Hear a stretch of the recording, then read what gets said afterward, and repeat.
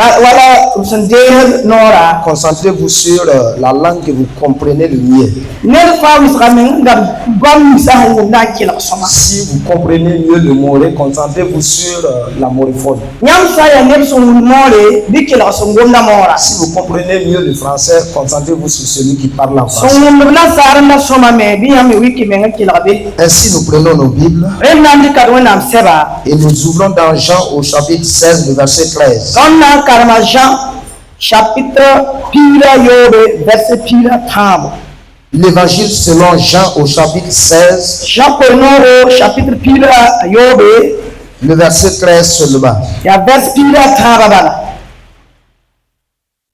L'évangile selon Jean au chapitre 16, le verset 13. Jean chapitre verset La Bible dit: quand le consolateur sera venu, l'esprit de vérité, il vous conduira dans toute la vérité, car il ne parlera pas de lui-même, mais il dira tout ce qu'il aura entendu, et il vous annoncera les choses à venir. La songada sira sawa bamka nango omeng yeli obna to sa bumi fa obsana ya obna to sa bumi fa obsana ngoma la banda unganyam bumi swata. C'est bien. Donc, la place que le Saint-Esprit occupe dans l'Église et dans la vie du chrétien mérite que l'on parle beaucoup du Saint-Esprit. Quand nous lisons dans Jean au chapitre 14 et 16, Jésus a pris le soin de parler du Saint-Esprit de long à large. Et Jésus a donné beaucoup de noms à l'Esprit de Dieu. Alors dans le texte que nous avons lu, une simple analyse nous montre trois choses. D'abord, le texte nous parle de la venue d'un consolateur. Ensuite, le texte nous montre la personnalité, la personne même du consolateur. Et enfin, on nous parle de la mission, de l'œuvre du ministère du consolateur. Donc c'est la mission du consolateur qui nous préoccupe ce soir. Et nous voulons traiter ce thème. Les avantages de la conduite du Saint-Esprit dans la vie du chrétien. Les avantages de la conduite du Saint-Esprit. Alléluia. Amen. Nous avons défini la conduite du Saint-Esprit pour dire que c'est quand nous vivons sous la direction du Saint-Esprit.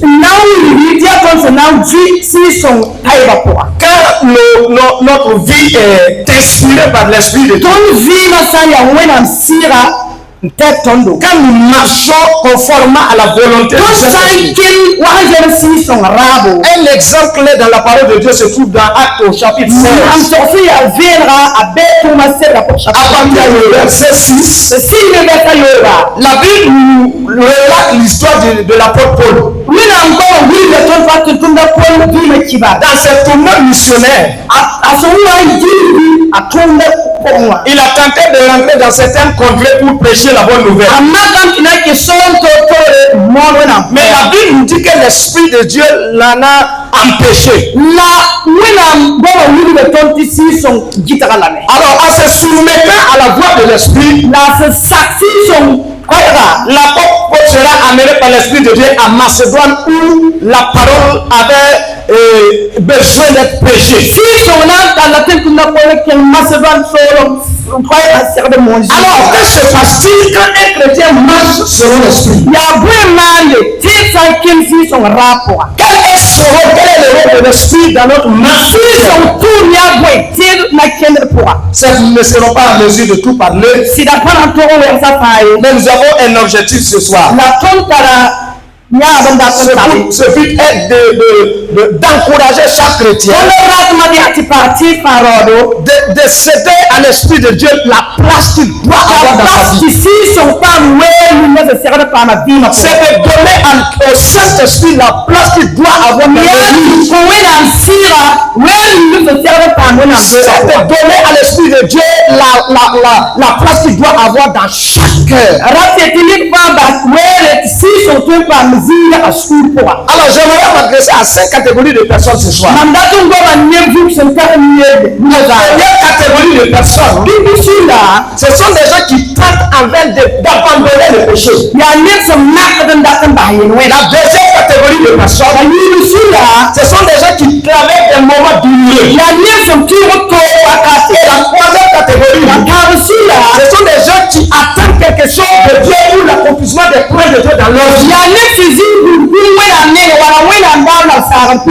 quatrième catégorie, ce sont des gens qui prient sans effet. Et puis ils n'obtiennent jamais de résultats.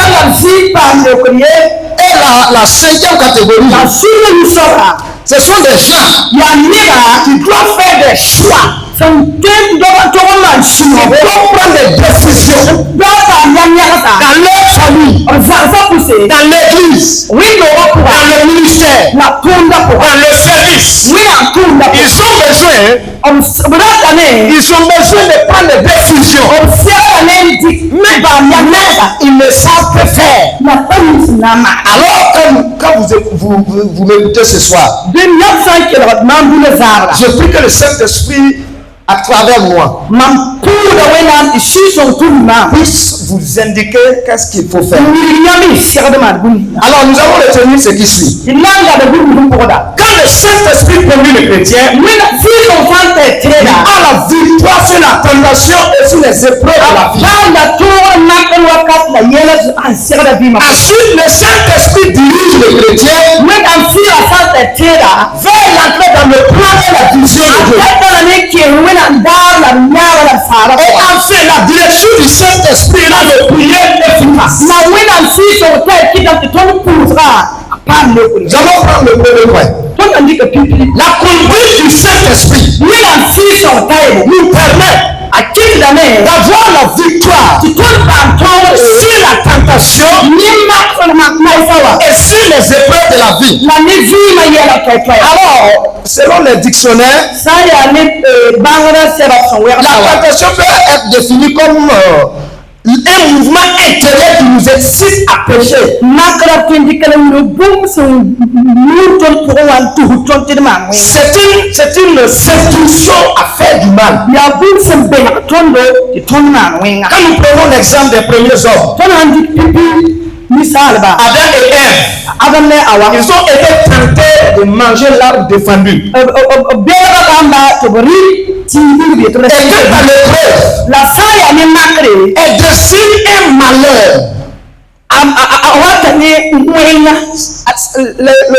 L'épreuve désigne un malheur. C'est un obstacle de la vie. C'est un danger. Alors, ça peut être une maladie. Ça peut être la perte d'un être cher. Ça peut être la pauvreté ou la misère. Et la liste continue. Tout ce que nous citons arrive parfois aux hommes de Dieu et aux enfants de Dieu. Même quand nous lisons la Bible, nous voyons que les hommes de Dieu ont été éprouvés. Alors, face à la tentation ou face aux épreuves, chacun est en train de chercher des voies et des moyens de sortir. Alors, le Saint-Esprit occupe une place prépondérante dans cette recherche de sortie. Premièrement, sur la conduite du Saint-Esprit, cela nous donne la force de résister à la tentation.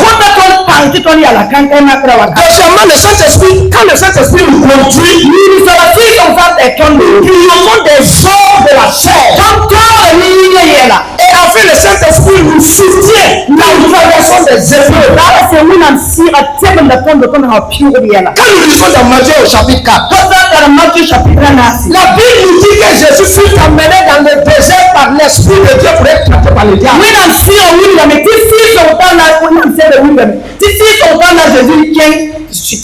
Jésus, en allant dans le désert, il n'est pas allé par curiosité. Il n'est pas allé par sa propre initiative. La Bible nous dit clairement que Jésus était sous la conduite. Alors, quand le tentateur est venu pour lui tenter, la Bible nous montre que Jésus a eu le dessus sur le tentateur. C'est pour nous dire que dans ce monde, nul n'est à l'abri de la tentation. Si Jésus, le Fils de Dieu, a été tenté, si Jésus, celui qui a autorité sur la mort, a été tenté, nous, comme le fils d'Adam, nous pouvons être tentés. Et la Bible nous enseigne que si nous marchons par l'Esprit de Dieu, l'Esprit de Dieu nous donne la force de réussir. Alors je vais parler à quelqu'un ce soir. Quand tu fais face à l'adultère, et quand tu es poussé vers l'adultère, alors recherche la conduite du Saint-Esprit. Quand tu es poussé vers la corruption qui sévit dans ce monde, recherche la conduite du Saint-Esprit. Quand tu es poussé vers la gloire et vers l'alcool, recherche la face et la conduite du Saint-Esprit. Sans la conduite du Saint-Esprit, va nous donner la force de surmonter. Ce soir, je crois fermement qu'il y a des enfants de Dieu qui sont en train de traverser et de faire face à des tentations.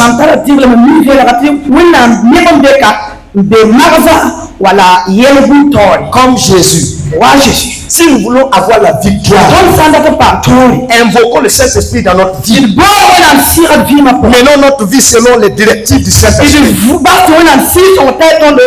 Et notre victoire sera certaine. La marche par l'Esprit nous donne de triompher des œuvres de la chair. La parole de Dieu nous donne beaucoup de sens quant à la chair. Mais le dernier sens, c'est la nature, la vieille nature que nous avons héritée d'Adam. Alors, l'apôtre Paul nous dit dans Galates 5, à partir du verset 16, la Bible dit clairement, marchez selon l'Esprit, et vous n'accomplirez pas les désirs de la chair. Alléluia. Amen.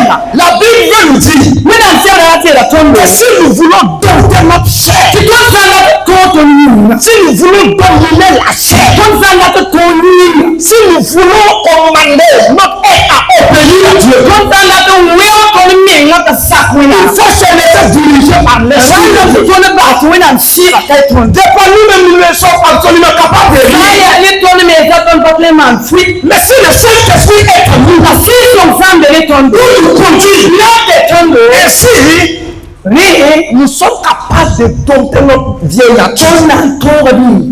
Alors la Bible a pris le soin de relater les œuvres de la chair. Il a parlé de l'impudicité, je saute l'idolâtrie, la magie, les sectes, l'envie, l'ivrognerie. Alors, La chair nous conduit vers ce qui est mal. Mais l'esprit nous conduit vers ce qui est bon. La chair peut nous conduire vers le péché.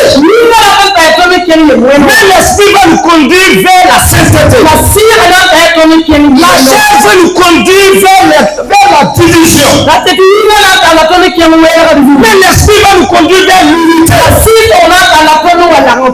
chair peut nous conduire vers la haine. Mais l'esprit nous conduit vers l'amour. La chair peut nous conduire vers la rébellion. Mais l'esprit de Dieu nous conduit vers la soumission. La chair peut nous conduire vers la mort. Mais l'esprit nous conduit vers la vie. La chair peut nous conduire vers la honte. Mais l'esprit nous conduit vers la gloire. Alors le Saint-Esprit rend un appel spécial à chaque enfant de Dieu et chaque serviteur de Dieu de se laisser conduire par lui-même par l'Esprit de Dieu.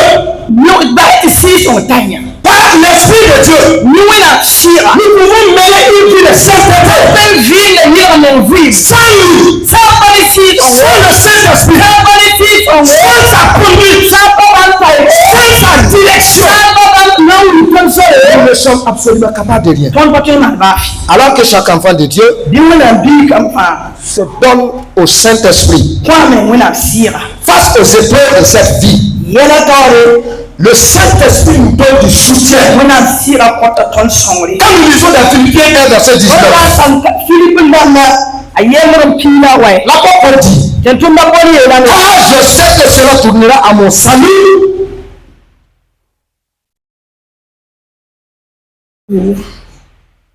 Car je sais que cela tournera à mon salut.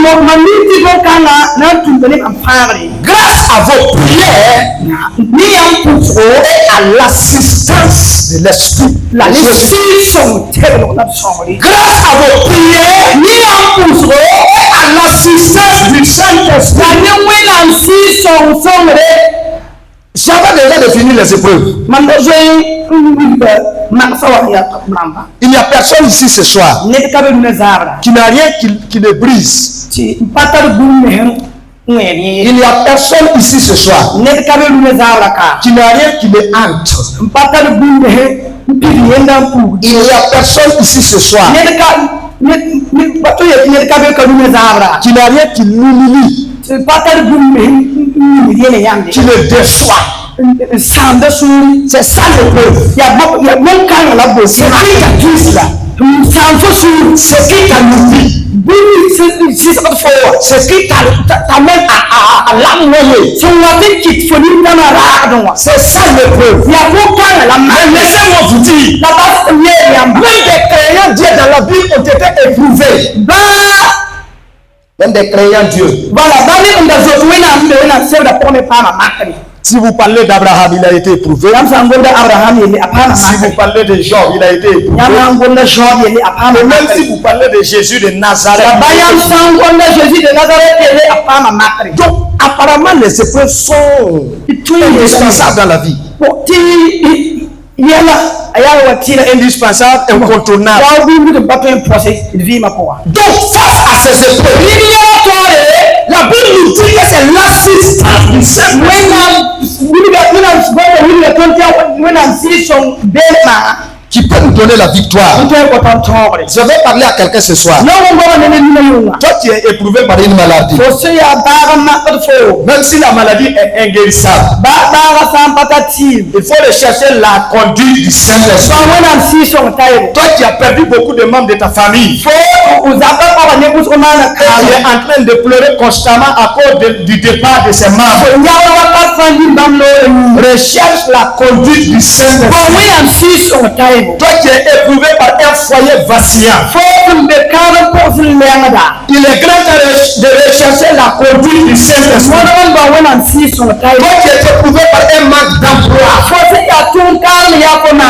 un manque de mariage, par un manque d'enfants, par un manque de travail, il faut rechercher l'accompagnement du Saint-Esprit.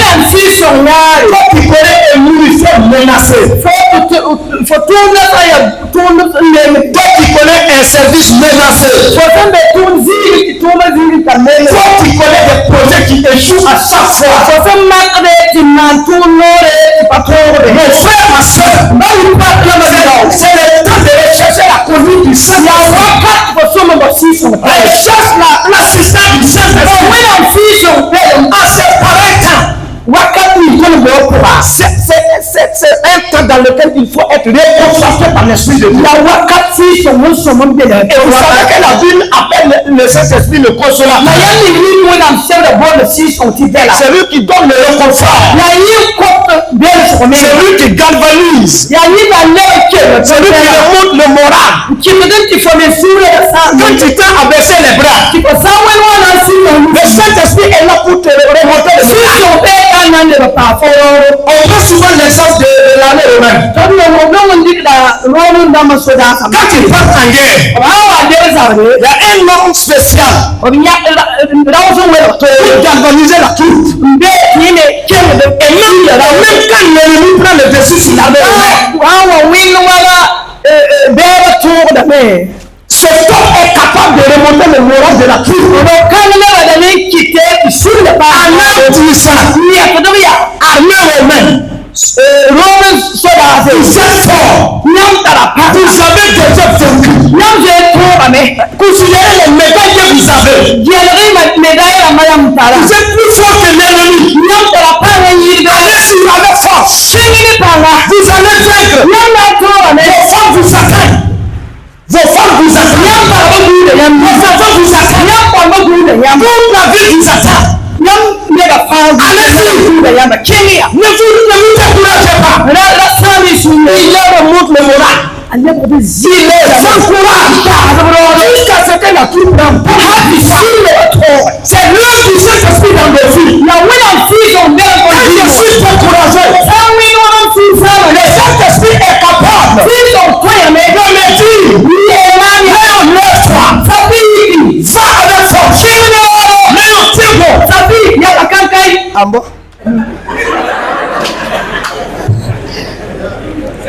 Ne te décourage pas. Tu es plus que vainqueur. Mais tu dois vaincre. Il ne peut t'empêcher. Tu es avec toi. Il est en train de m'encourager. De me donner du réconfort. Même quand je pleure. Quand je me lève le matin. Je suis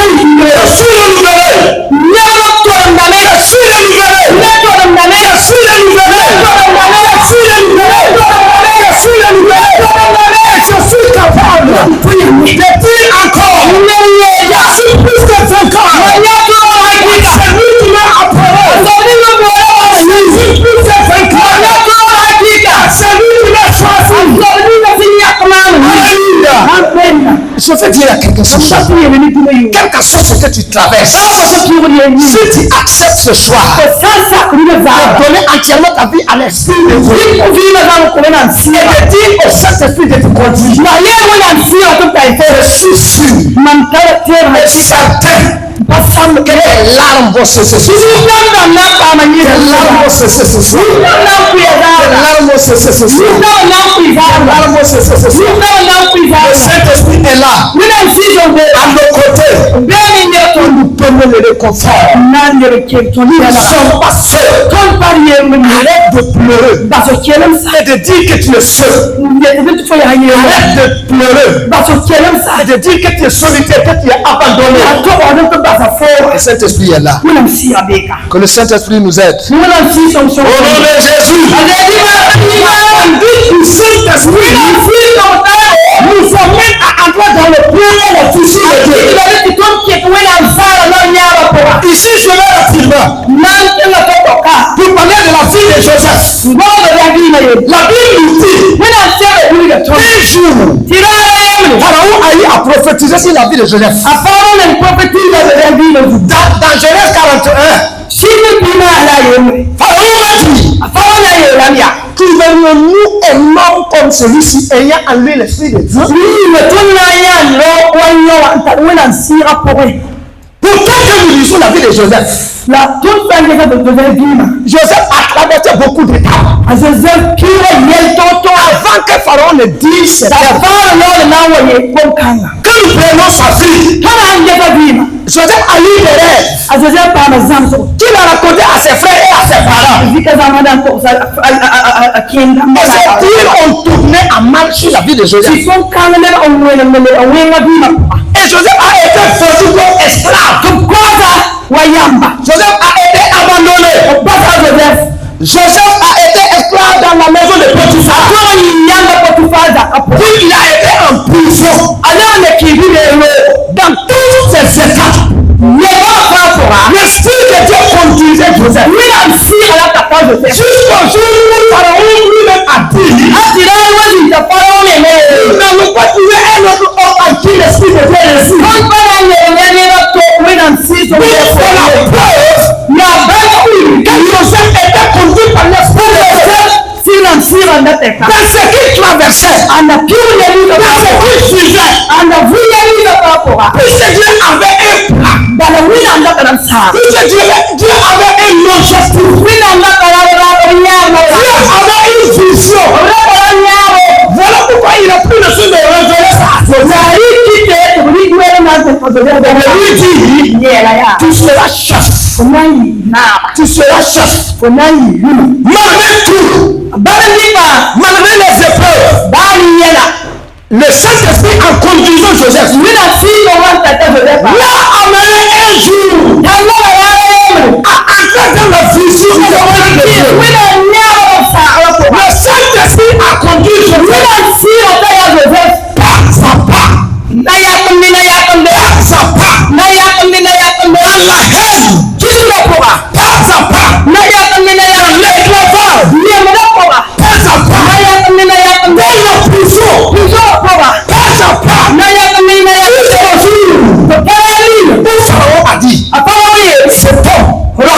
y a un esprit en lui.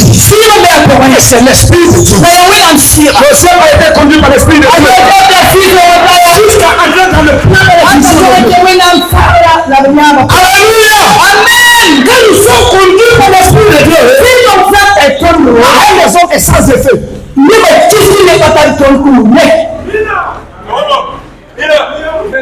Sans effet. Ma fille.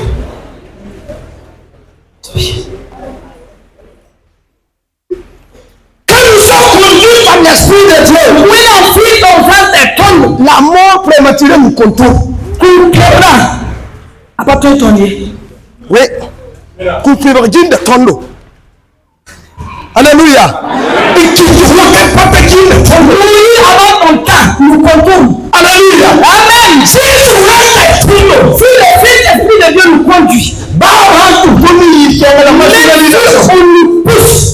Même si on nous marginalise, cela nous profite. Même la marginalisation nous profite. Qu'est-ce qui a été fait dans la vie de Joseph?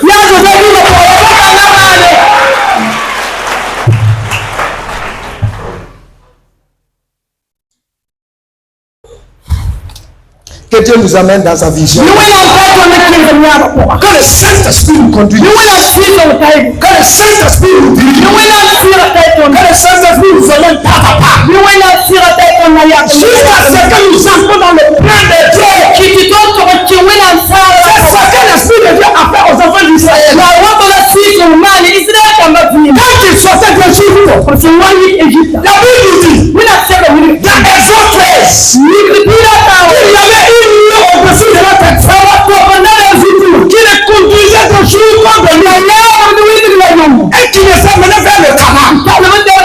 Et la Bible nous dit que la nuit ne s'est jamais écartée jusqu'au jour où Caleb et Josué sont entrés. La conduite du Saint-Esprit nous amène à entrer dans le plan de Dieu. Quelqu'un ce soir, tout ce que Dieu a planifié pour ta vie, tu peux entrer en possession de ce plan. Si tu te conduis selon l'esprit de Dieu, tu peux voir les promesses de Dieu accomplir pour toi, pour ton ministère.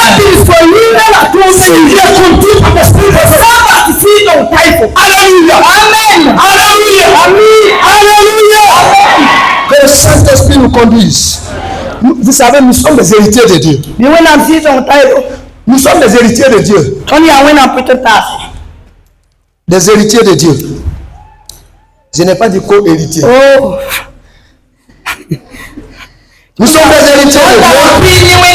Et la Bible nous dit, dans Romains 8, verset 14 à 17, que ceux qui sont conduits par l'Esprit de Dieu sont fils de Dieu. Alors que les fils de Dieu sont héritiers de Dieu. Celui qui veut entrer en possession de son héritage, qu'il se laisse conduire par le Saint-Esprit. Alléluia. Amen. Nous allons rapidement pour terminer avec l'efficacité de la prière comme avantage de la conduite du Saint-Esprit. Vous savez, s'il y a quelque chose que nous faisons bien et beaucoup à ce temps, c'est la prière. C'est la prière. Nous sommes là aujourd'hui. Dans un mois, nous serons là encore pour prier. Avant-hier, nous avons été à Salem 2 pour prier.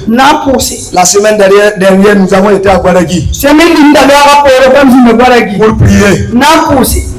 D'ici par là, nous avons des prières. Mais apparemment, nos prières sont inefficaces. Apparemment, nos prières ne font pas bouger les choses. Il y a quelque chose qui ne va pas. La Bible va nous certifier que la conduite du Saint-Esprit donne une puissance à nos prières. Considérez un peu la vie d'Élie. Tout le monde sait qu'Élie a fait une prière efficace. Jusqu'à ce que la Bible même témoigne qu'Élie était un homme comme nous. Mais il a prié avec ardeur jusqu'à ce qu'il ne pleure plus. Et 3 ans et demi après, il a prié encore. Quel est le secret d'Élie? Quand nous suivons la vie d'Élie, nous voyons que Élie n'a rien fait sans entendre la voix de l'Esprit de Dieu. La seule fois que Élie l'a fait sans entendre la voix de Dieu, c'est le jour qu'il a fui en entendant la voix de Jézabel. C'est la seule chose que Élie a fait dans sa vie. Il a écouté la voix. C'est la seule chose.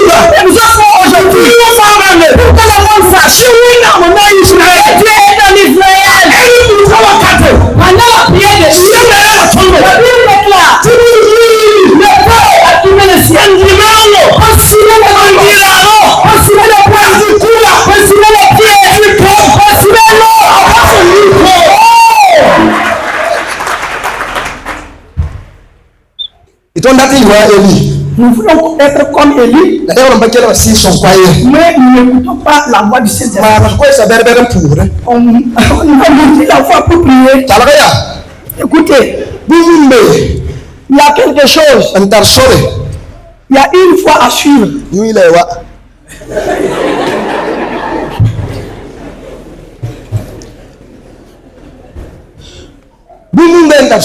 Il y a quelque chose, mais une voie à suivre.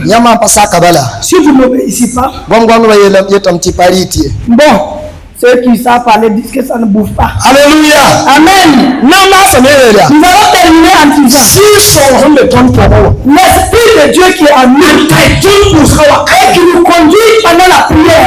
La Bible même nous dit que devant Dieu, l'Esprit de Dieu soupire. Et il soupire. Il n'y a pas de mot. Pour expliquer comment le Saint-Esprit arrange nos prières. Si un chrétien prie par la puissance du Seigneur, je n'entends plus la voix du chrétien. La voix du Saint-Esprit qui l'entend.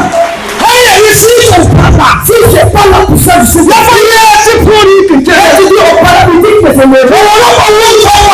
le paralytique n'entend pas ta voix. Ce qu'il entend, c'est le Saint-Esprit.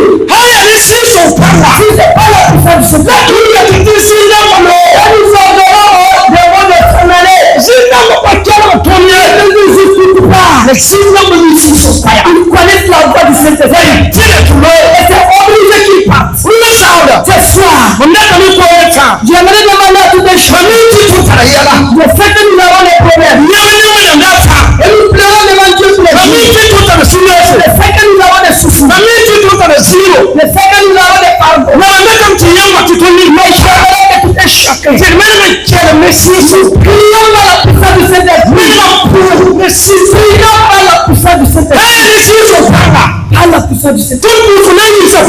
C'est pas la puissance du Saint-Esprit nous allons prier. Si c'est pas la puissance du Saint-Esprit, dans l'esprit, les épreuves vont trembler. Les choses se bougent dans l'esprit. Les choses se bougent dans l'esprit. Nous prions par la puissance. L'esprit, Si on dit ce qui nous manque aujourd'hui, c'est la conduite du Saint-Esprit dans notre vie. C'est la conduite du Saint-Esprit dans notre vie. Ce soir, j'aimerais demander à toutes les choses, arrangeons la prière. Lorsque nous allons prier, laissons-nous conduire par le Saint-Esprit. Laissons-nous conduire par le Saint-Esprit. Notre prière va toucher à notre. Nous ne pouvons pas prier par la puissance du Saint-Esprit sans que Dieu va se taire. Parce qu'il entend. Lui, notre esprit est venu. Il entend la voix de son ami. Il entend la voix de son esprit en lui.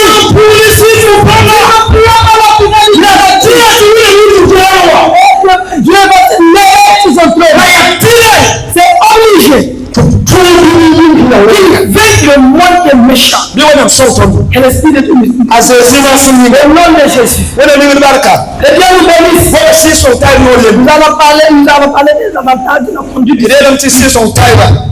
Nous avons dit que la conduite du Saint-Esprit va nous aider à triompher pendant les épreuves. Les tentations.